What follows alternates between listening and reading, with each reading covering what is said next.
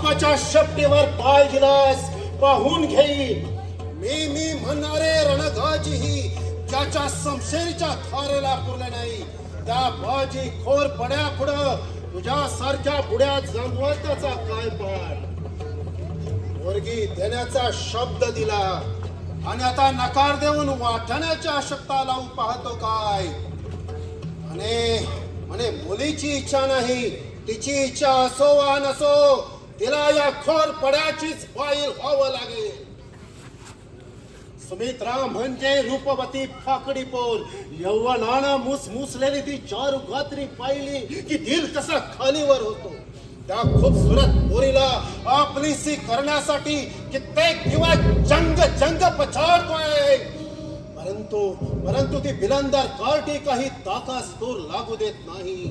काय करावं कोणता कारस्थान खेळावं किती उन्हाळ महिना अचूक माझ्या पंजात सापडेल.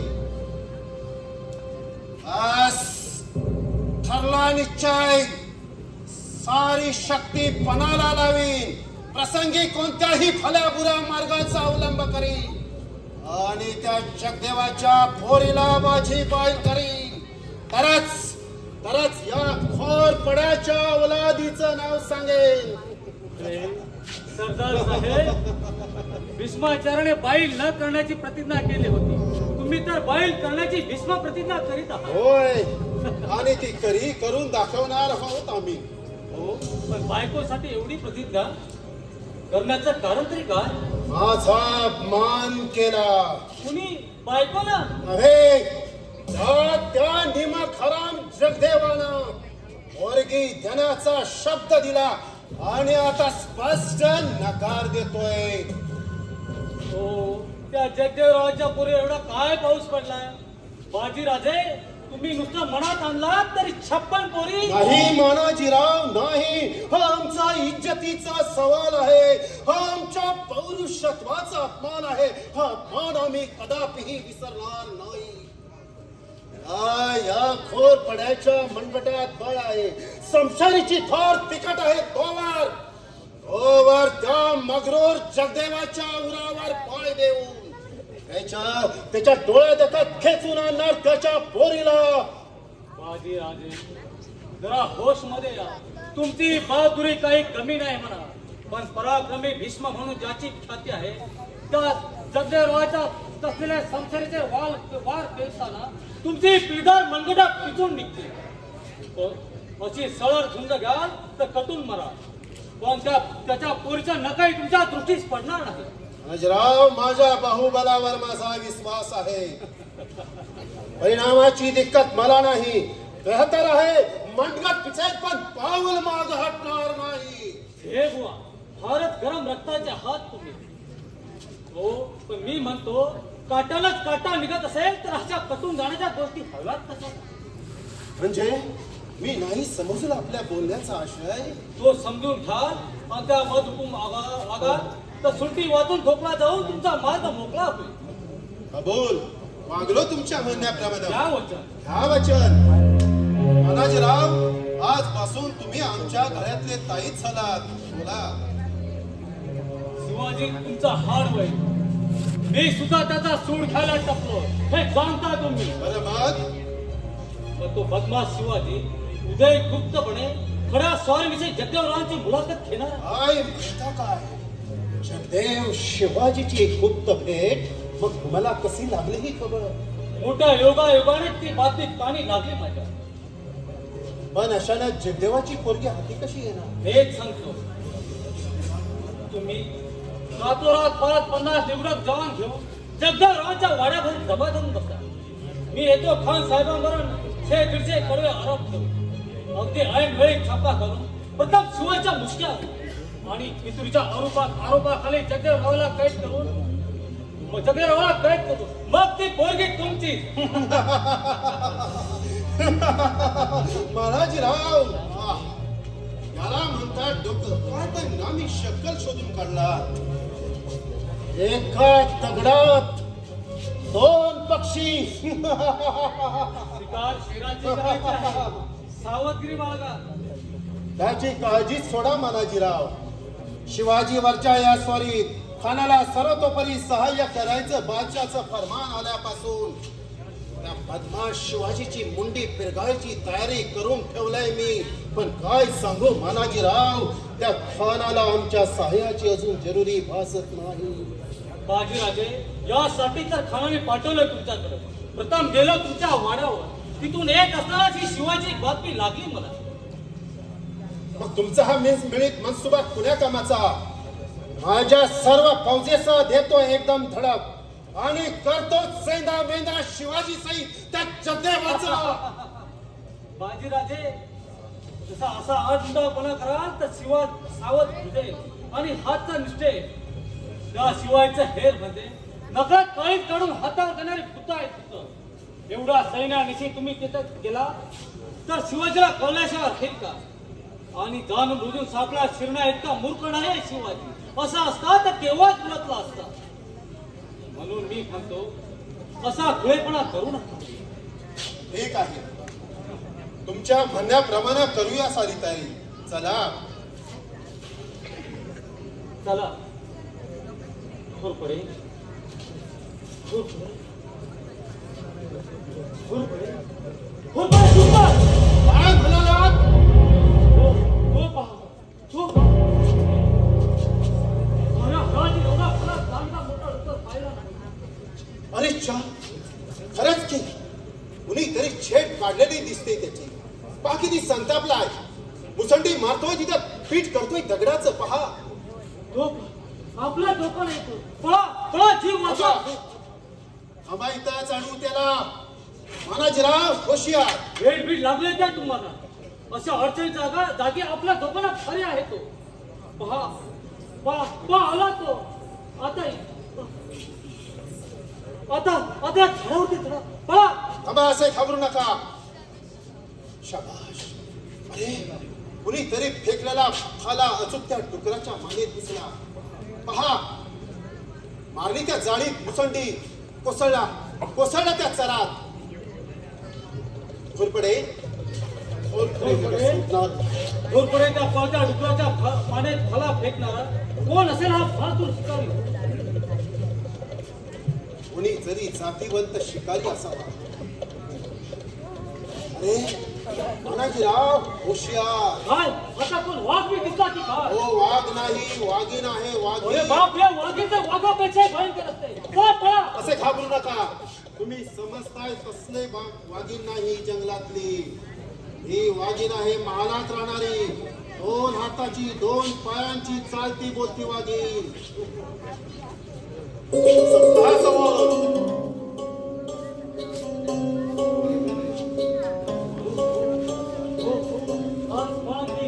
आसमान की परी, मदनाची मंदिरी.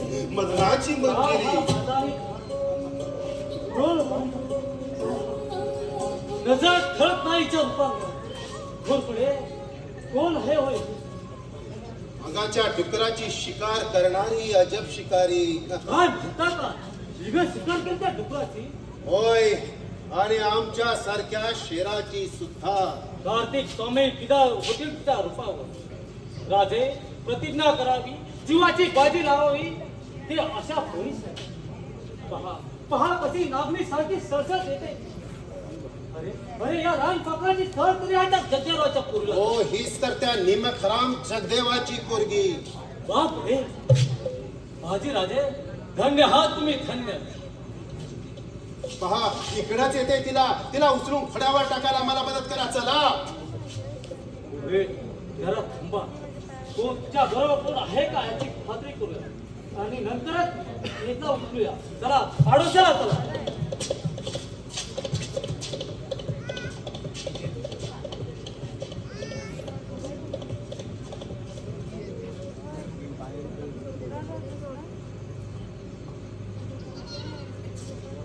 मानेत फला घुसलेल्या त्या डुकराला या जाळीत मुसंडी मारताना पाहिलंय मी. भाल्याच्या वरमी पडलेल्या घावानं इथंच कुठंतरी मरून पडला असणार तो. 3दा निहाळून पाहिलं, फिरून फिरून शोध केला, तरी मागमूस नाही त्याचा. मोठं नवलच आहे. पिताजी नको नको म्हणत असताना शिकारीला आले. आणि आई तीच आमची शिकार बनलीस. कोण घोरपडे? होय, तुझा भावी पती. तुझ्या बापानं केलेल्या अपमानाचा बदला तुझ्याशी जबरीनं लग्न लावून करणार आहे मी आता. मनात कितीही मांडे खाल्लेस तरी मकडाला मालिक मिळणार नाही कधी. आहे खरं मर्दानी. घोरपडे वाघ आहे वाघ. मनगडाच्या बळावर हवं ते मिळवू शकतो मी. मानाजीराव पाहता काय? बांधा तिच्या मुसक्या. घोरपडे, माझ्या मनगडात जरी बांगड्या दिसत असल्या तरी हातात तलवार आहे आणि या तलवारीला भल्या भल्या वाघांची शिकार करण्याची सराव आहे. याची याद ठेवा. वेडे पोरी, तुझ्यासारख्या नौजवान सुंदरीनं या बाजी राजासारख्या उमद्या आणि शूर पुरुषावर कृतीचे रंग खेळायचे सोडून तुलाही जीव घेणे रक्ताची रंगपंचमी करून जीव घेणे अवघ्याचा का बरं सुटते? तुझ्या त्या हाती हे जीव घेणं नाजूक हत्यार शोभत नाही. हे ती तलवार चल आमच्या बरोबर. नामर भेकडांनो, आणताय अर्जुनाच्या अवसराचा पण आहात निव्वळ शिखंडी. आता बऱ्या बोलानं जाऊ द्या मला.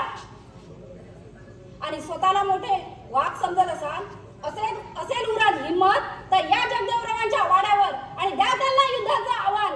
त्यांच्याशी झुंज खेळून आणा जिंकून मला येईन उकाडाला तुमच्या बरोबर. तू ठरून दंश करायला तवा झालेल्या सापाला आणखी देऊ नकोस. अजून मुहूर्त ओळखला नाही या घोरपड्याला.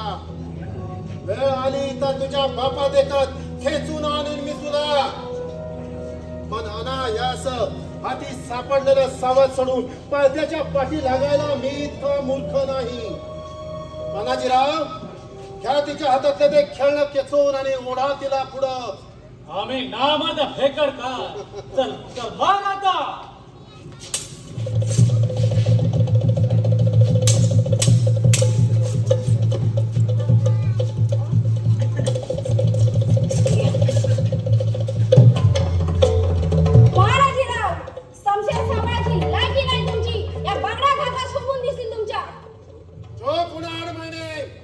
कशाला दिमाग दाखवतेस त्या टीतभर बोलायचा?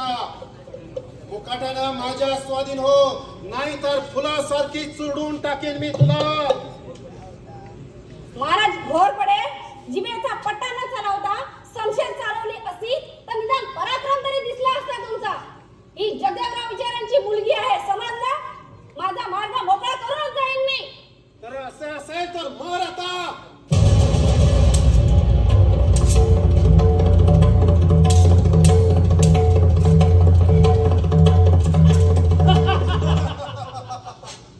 शाबास बाजीराजे, आता पा मानाची करामत. आराम करा, सोड मला, सोड. आराम करा, सोड. उतर अवलाद, खबरदार. हरामखोर, कोण आहेस तू? जा मृत्यू. नामर्द, असाही आपल्यावर हत्यार चालून आपल्या बहादुरीचा दिमाग दाखवतोस काय? अरे असेल हिम्मत तर ये पुढे आणि दाखव तुझी बहादुरी.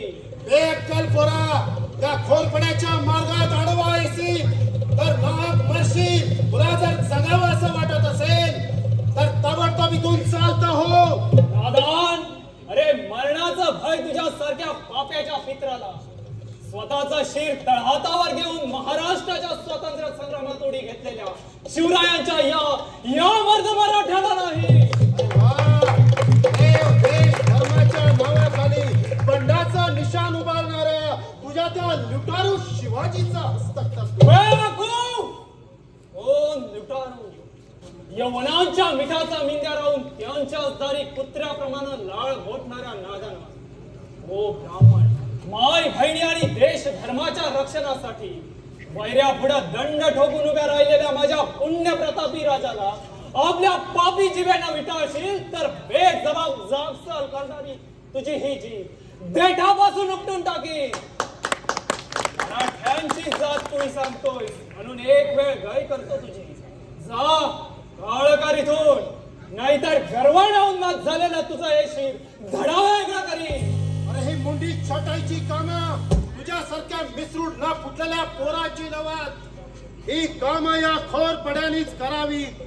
सम्रांगणावर दुश्मनाच्या मुंड्या पडण्यात आयुष्य घालवलंय मी.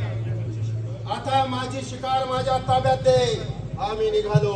बेशरम माणसा, अरे माय बहिणीच्या शीलरक्षणासाठीच्या मानी मराठ्याची तलवार सरकन ज्ञानाबाहेर पडते.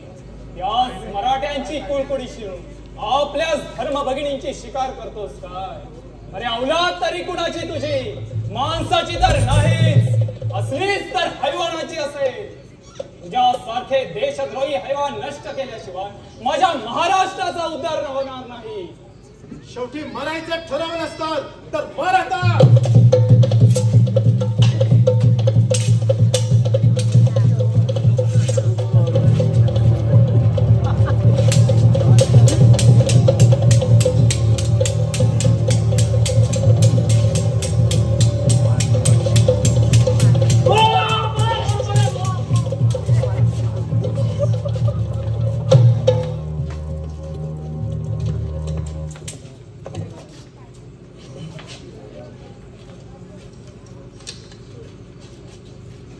शिवरायांच्या पदरी काळालाही धाक लावणारे समशेरीचे झुंजार मर्दगडी असल्यावर महाराष्ट्रच काय त्रिभुवनाचं राज्यही हिरावून घेतील. इसटले हराम हो, घोड्यावरून पळाले म्हणून वाचले. तुम्ही ऐनवेळी अगदी देवासारखे धावून आलात म्हणूनच आता विपरीत प्रसंग टळला. तुमचे आभार कसे मानावे हेच कळत नाही मला. ताई साहेब, आभार मानायचं काहीच कारण नाही. माझं कर्तव्य केलंय मी. हो ब्राह्मण आणि स्त्री यांच्यावर जुलूम करणाऱ्या हरामखोरांना मुळीच दयामाया दाखवू नका असा राजांचा हुकूम आहे आम्हाला. राजांचं शौर्य औदार्य स्त्री दाक्षिण्य त्रिखंडात मशहूर आहे.